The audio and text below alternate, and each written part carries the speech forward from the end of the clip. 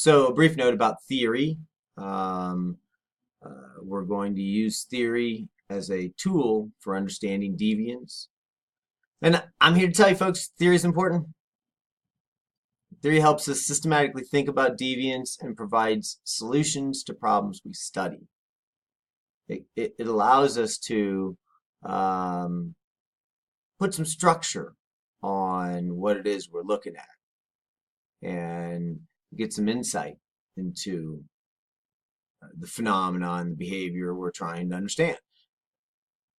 Some theories that we'll be coming in contact with over the series of this course: structural functionalists, uh, conflict, symbolic interactionism.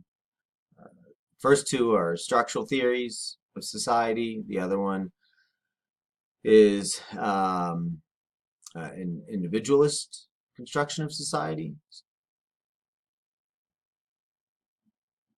Theory helps give a big picture to what's going on. And it also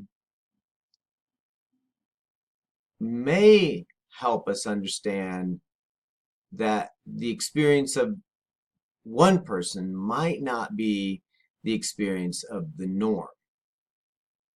Therefore, exceptions do not necessarily make the rule. And this is an important thing because I feel as if we seem to have taken, at least at certain areas, certain places in um, our forms of social organization, we have begun to govern by the one. Um, a child gets hurt at school, only one child, but we change the policy that affects every child. Even though the likelihood of that behavior might be, or that outcome might be very limited, we change our behaviors in an effort, in deference to the one. And there's plenty of examples. Think about that yourself. What are some other examples of how we are allowing the exception to actually dictate the rule? The book gives an example of understanding deviance, and it uses the Jersey Shore, the TV show The Jersey Shore, which I've seen a couple times, but not all that much. But I can pretty much guess what it is, versus the real people of the Jersey Shore. Things that you might ask yourself if you're bringing theory to the table, or just basic questions of comparison. Does the show allude to anything about all people living in New Jersey or the towns the show Jersey Shore is recorded in?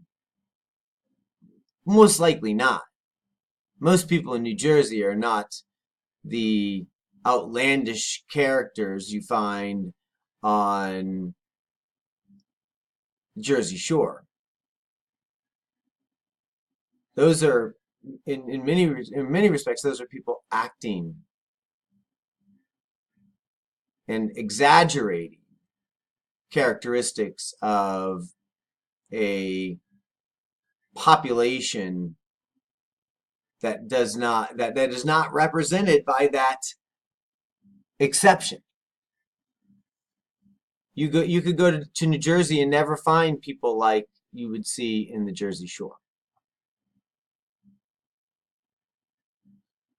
And you might ask yourself, well, maybe that's true about the older generation, but what about, the younger generation? And how does Jersey Shore influence not just people in New Jersey, but young people who are tuning in to MTV? How are they consuming that lifestyle that is being represented on Jersey Shore? And does that in turn push them towards deviant behavior? Um, what are some other shows that you might watch? Is reality really reality for the people it's aimed to portray?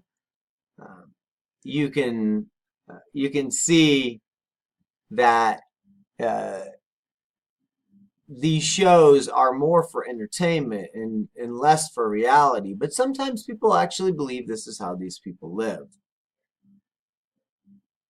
And you also have to ask yourself, what does that mean for us? If you're watching a reality TV show based on an alter reality, that then you are socially constructing in your own mind, at least in some respects, that what you're watching is reality. What does that do to your reality? Whoa, whoa, I think I just blew a couple of pistons up there, folks. We got some thinking going on here. And doesn't understanding provide solutions to problems, such as the differences we encounter among one another? Um, I don't know that you can learn how to be a good person by watching TV. You learn how to be a good person going out and interacting with real people. I think we are becoming way too reliant on TV shows to give us enjoyment and um, occupy our time versus actually getting out and talking and interacting with other real people. Another thing we have to think about is the use of the scientific method, science in and of itself. Thinking about posting, I do a little lecture usually at the beginning of my classes that deals with this, goes into depth, or maybe not in depth, but it deals with scientific method and big T truths versus small T truths. I might post that as well as kind of a get started video. But the scientific method is huge. First off, it is the systematic procedure that helps safeguard against researcher bias. Starts with the research question, then of course leads into data and data collection and methods. You then analyze your data. You give your results. You give the results to your findings, and then you theorize about what it all means. And of course, you share. You share everything. You're not trying to allow researcher bias to get in the way of your knowledge claims. You might ask yourself, why is this important, Troy? Well, this is important because there was a time where you were not allowed to think. You were not allowed to uh, wonder and then wonder about the world, wonder about the cosmos, wonder about just a different way of seeing things, and then publicly communicating that with your friends and your society. That was very much reserved to the realms of the clergy and the nobility.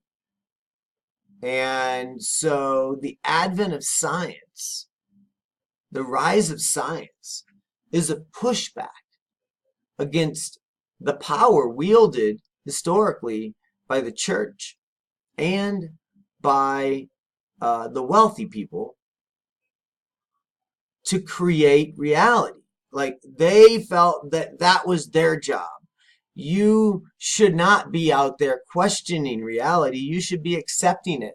So here comes the scientific method, and all of a sudden, after some blood, sweat, and tears, we ourselves, us individual people, using our 5 empirical senses, can go out, collect data, use the scientific method, prevent ourselves from allowing researcher bias to come into the research process, and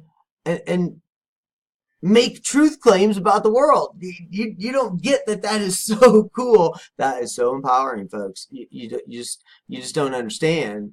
Um, Saying things in at times in the past could be very, very detrimental to your short-term and long-term health, and it could bring a lot of pain and suffering. And especially if you were able to get a group of people to start listening to you, then you're really dangerous. So the scientific method is just so cool, and it is so empowering. It's one of the greatest intellectual inventions ever, because it brings everyone into the process of constructing reality. The way this book is going to approach things, and you'll see this type of an approach in the uh, the section material as well. You're going to find at times examples of street deviants and elite deviants. This is designed to show you that deviance is not just something that poor people do. Wealthy people engage in deviance as well. They're just not accounted for. They're just not called out for it. So as we unpack what deviance is, we also need to understand that we construct certain people to be deviant simply because they're representative of groups. And there's no better time than these days to see this in working at the highest levels in our government, where the President of the United States infers that entire groups of people are deviants. And they're deviants in reference to small groups of people that may or may not be representative of that culture. Um,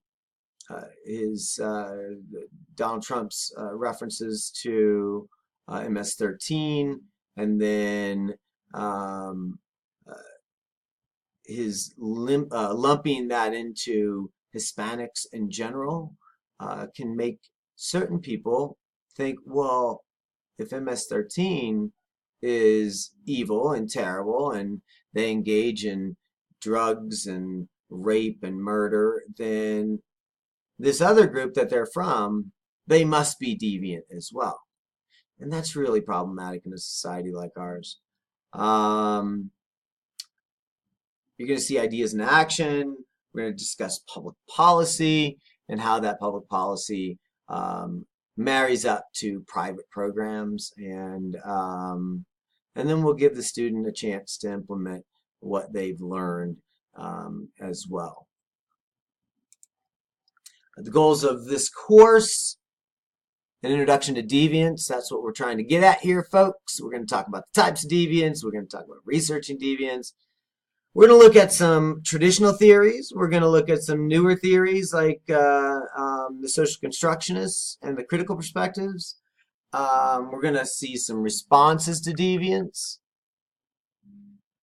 So start thinking about why deviance occurs, why some may or may not be defined as deviant, and why some individuals are more likely to be defined as deviant than others. That's what we're going to be unpacking. So get your deviance minds going here, folks, because we going to go there. And we'll probably run into some uncomfortable stuff because that's what deviance is. So stay tuned.